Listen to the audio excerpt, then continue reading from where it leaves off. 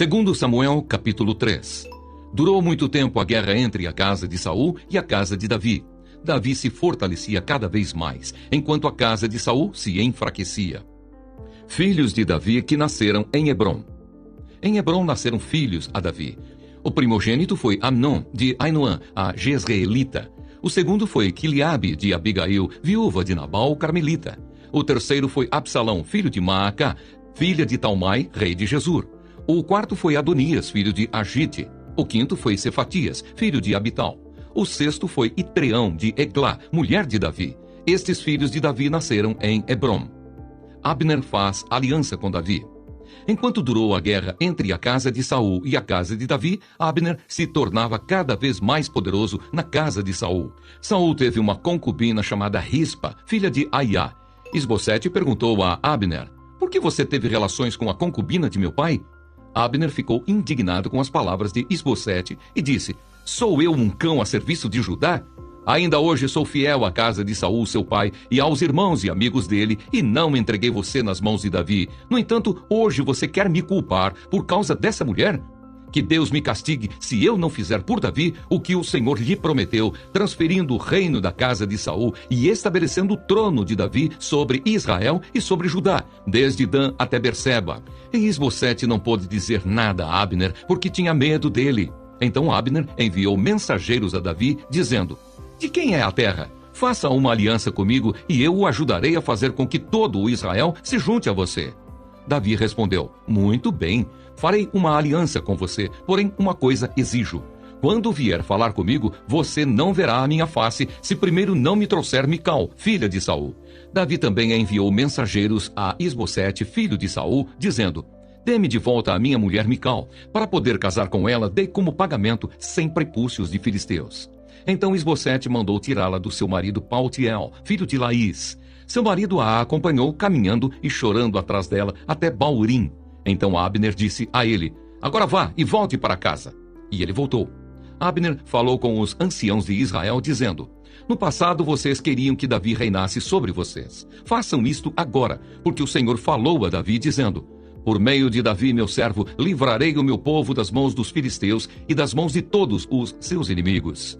Abner falou também com a tribo de Benjamim, e então ele foi dizer a Davi, em Hebrom, tudo o que agradava a Israel e a toda a casa de Benjamim. Abner foi falar com Davi em Hebrom, e 20 homens estavam com ele. Davi ofereceu um banquete a Abner e aos homens que tinham vindo com ele. Então Abner disse a Davi: "Eu me levantarei e irei para ajuntar todo o Israel ao rei, meu senhor, para fazerem aliança com o rei, e meu senhor reinará sobre tudo o que quiser." Então Davi deixou que Abner partisse e ele se foi em paz. Joabe mata Abner. Eis que os servos de Davi e Joabe vieram de uma investida e traziam consigo grande despojo. Mas Abner já não estava com Davi em Hebrom, porque este o havia deixado ir embora, e ele tinha ido em paz. Quando Joabe chegou com toda a tropa que estava com ele, disseram-lhe: "Abner, filho de Ner, veio falar com o rei, que deixou que ele fosse embora em paz." Então Joabe foi falar com o rei e lhe disse: "O que foi que o Senhor fez? Eis que Abner esteve aqui e o Senhor o deixou ir embora. Agora ele se foi. O Senhor bem conhece Abner, filho de Ner. Veio para enganá-lo, para observar os seus movimentos e sondar todos os seus planos."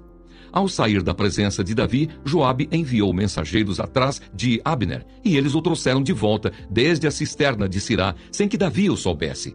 Quando Abner voltou a Hebrom, Joabe o levou para um lado, no interior do portão da cidade, para lhe falar em segredo, e ali o feriu na barriga.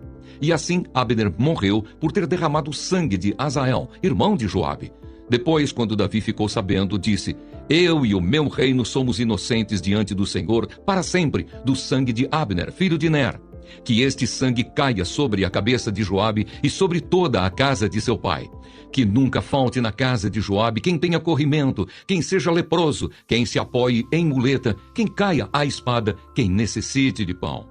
Assim Joabe e seu irmão Absai mataram Abner, porque este tinha matado Asael, o irmão deles, na batalha de Gibeão. Davi lamenta a morte de Abner. Então Davi disse a Joabe e a todo o povo que estava com ele: "Rasguem as suas roupas, vistam-se de panos de saco e façam lamentação por Abner." E o próprio rei Davi ia seguindo o caixão. Sepultaram Abner em Hebrom. O rei levantou a voz e chorou junto à sepultura de Abner. E todo o povo também chorou. E o rei fez a seguinte lamentação por Abner: por que Abner teve de morrer como se fosse um tolo? As suas mãos não estavam atadas, nem estavam acorrentados os seus pés. Você caiu como quem cai diante dos filhos da maldade. E todo o povo chorou muito mais por ele. Então todo o povo veio fazer com que Davi comesse pão, sendo ainda dia. Mas Davi fez este juramento: que Deus me castigue severamente se eu provar pão ou qualquer outra coisa antes que o sol se ponha. Todo o povo notou isso e aprovou essa atitude, assim como aprovava tudo o que o rei fazia. Naquele dia, todo o povo e todo o Israel ficaram sabendo que o rei não tinha nada a ver com a morte de Abner, filho de Ner. Então o rei disse aos seus servos: saibam que hoje caiu em Israel um príncipe e um grande homem. Hoje sou fraco, embora ungido rei. Esses homens, os filhos de Zeruia, são mais fortes do que eu. Que o Senhor retribua ao que fez esse mal como ele merece.